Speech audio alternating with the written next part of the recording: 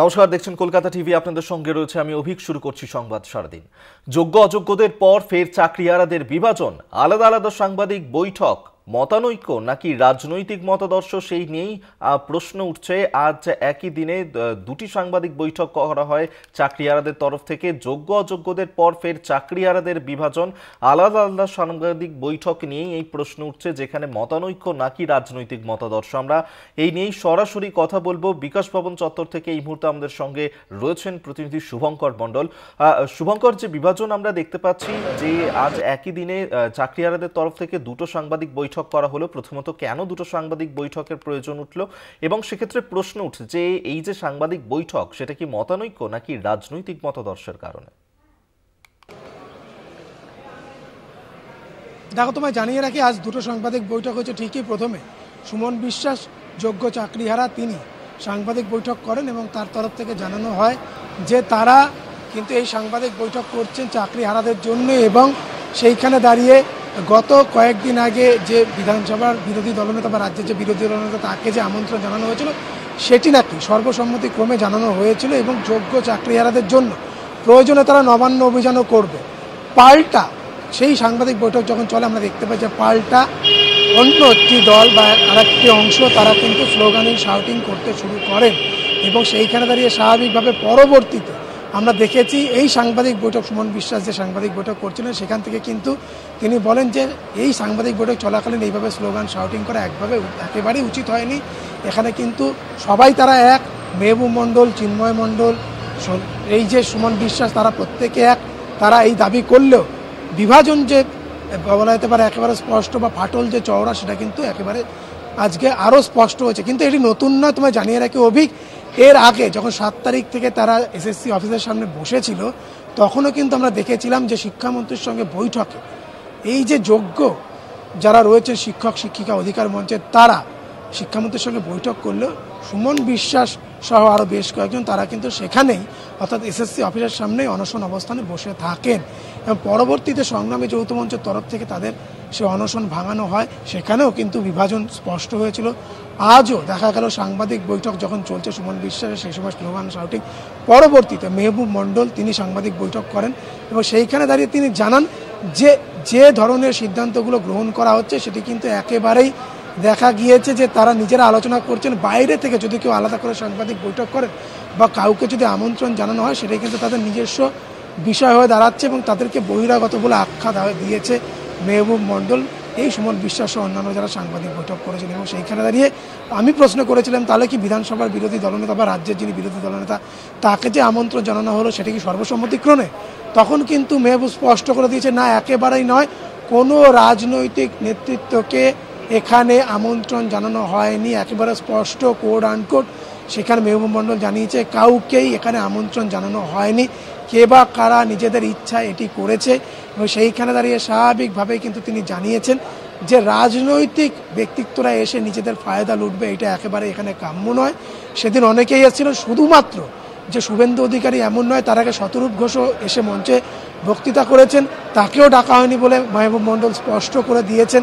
এবং তিনি আজকে বেশ কিছু টাস্ক তিনি কিন্তু রাজনৈতিক দলগুলো, বিশেষ করে শাসক দল, বিরোধী দল, তাদেরকে দিয়েছেন। তাই তিনি বলেছেন যে পার্লামেন্টের যে অধিবেশন হবে, সেখানে কিন্তু এই যে যোগ্য শিক্ষক শিক্ষিকা, তাদের হয়ে বক্তব্য রাখতে হবে, তাদের হয়ে আওয়াজ তুলতে হবে পার্লামেন্টে। শুধু নয়, দেশের যিনি সাংবিধানিক প্রধান অর্থাৎ রাষ্ট্রপতি, বিজেপিরও ক্ষমতা আছে, সেখানে গিয়ে রাষ্ট্রপতির কাছে তদবির করা, রাষ্ট্রপতিকে জানানো এই যোগ্য শিক্ষক শিক্ষিকাদের বিষয়। কেননা ইতিমধ্যে এই রাজ্যের কোনো বিধায়ক তাদের জন্য সহানুভূতিশীল না হলেও আমরা ভিন রাজ্যের অনেক বিধায়ককে দেখেছি এইসব শিক্ষক শিক্ষিকাদের জন্য কিন্তু রীতিমতো চিঠি দিয়েছেন। এবং সেইখানে দাঁড়িয়ে স্বাভাবিকভাবে তারাও দাবি করেছেন, একই সঙ্গে তারা টাস্ক দিয়েছেন, হোম টাস্ক দিয়েছেন কিন্তু সিপিএমকে। কেন বিকাশ রঞ্জন ভট্টাচার্য সুপ্রিম কোর্টে দাঁড়িয়ে বলেছিল এই সব শিক্ষক শিক্ষিকারা যোগ্য যারা, তারা ফ্রড। ফলত সেই যে বক্তব্য, সেই বক্তব্যকে বিকাশ রঞ্জন ভট্টাচার্যকে নিঃশর্ত ক্ষমা, সেই বক্তব্য ফেরাতে হবে। এবং সিপিএমকেও তারা বলেছেন যে সিপিএমকেও জানান দিতে হবে বা বলতে হবে জনসমক্ষে যে এরা যোগ্য, এরা একেবারে সমস্ত মানদণ্ডে উত্তীর্ণ হয়ে সঠিকভাবে চাকরি পেয়েছিলেন, কেন তাদের বিরুদ্ধে এই ধরনের ঘটনা ঘটলো। সেখানে দাঁড়িয়ে স্বাভাবিকভাবেই কিন্তু বারবার আমরা দেখতে পেয়েছি যে এই যে আন্দোলন, সেই আন্দোলনে সবাই মিলে একসঙ্গে চলার বার্তা বারবার এলেও কোথাও না কোথাও গিয়ে কিন্তু ছন্দপতন হয়েছে। আজ যেমন এখানেই শুভঙ্কর যে বিষয়টা তোমার কাছে জানতে চাইবো যে এই যে চাকরিহারারা যারা চাকরি হারিয়েছেন তারা প্রতি মুহূর্তে একটাই দাবি করছেন যে তাদের যে হকের চাকরি সেই চাকরি তাদেরকে ফিরিয়ে দিতে হবে, কারণ তারা যোগ্য, তারা যেভাবে চাকরি হারিয়েছেন সেই চাকরি তাদের ফেরত দিতে হবে। কিন্তু নিজেদের মধ্যেই যদি এইভাবে মতভেদ তৈরি হয়, বিভাজন স্পষ্টভাবে দেখা যায়, তাহলে এই বিভাজন তাদেরই আন্দোলনে তো প্রভাব পড়বে, তাই নয় কি?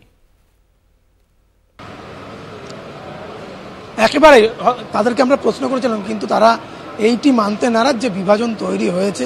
তারা জানাচ্ছেন যে অনেক ক্ষেত্রে, যেমন সুমন বিশ্বাস তিনি জানিয়েছেন যে অনেক ক্ষেত্রেই দেখা যাচ্ছে যে কেউ কেউ আলাদা করে নিজের মতো করে কোনো সিদ্ধান্ত গ্রহণ করছে।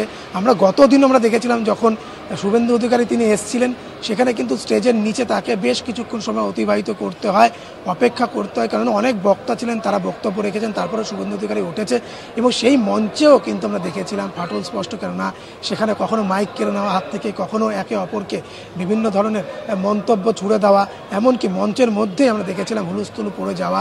পরবর্তীতে শুভেন্দু অধিকারী তিনি বক্তব্য রাখেন, তিনি জানেন যে তিনি বক্তব্য রাখতে আসেননি, তিনি এই যোগ্য শিক্ষকদের পাশে থাকতে চেয়েছেন এবং যতটা করণীয় ততটা করবেন, সেটা তো পরের বিষয়। কিন্তু তার থেকেও বড় বিষয় এই যে আন্দোলন, সেই আন্দোলন কিন্তু কোনো না কোনো জায়গায় গিয়ে গতদিনও দেখা গিয়েছে যে রাজনৈতিক ব্যক্তিত্বরা আসার ফলে কিছুটা হলেও কিন্তু সেখানে দ্বিমত তৈরি হয়েছে, নিজেদের মধ্যে দ্বিমত পোষণ শুরু হয়েছে এবং সেইখানে দাঁড়িয়ে স্বাভাবিকভাবেই কিন্তু আজকেও, যদিও উভয় পক্ষের তরফ থেকে এটিও বলা হয়েছে যে না, তারা কেউই আলাদা নয়। যেমন মেহবুব মণ্ডল বলেছেন যে তারা কিন্তু চাকরি ফেরতের দাবিতে প্রয়োজনে নবান্ন কেন, দেশের যেখানে দরকার সেখানে গিয়ে তারা আন্দোলন করবেন, সেখানে গিয়ে তারা অভিযান চালাবেন বলে স্পষ্ট জানিয়েছেন।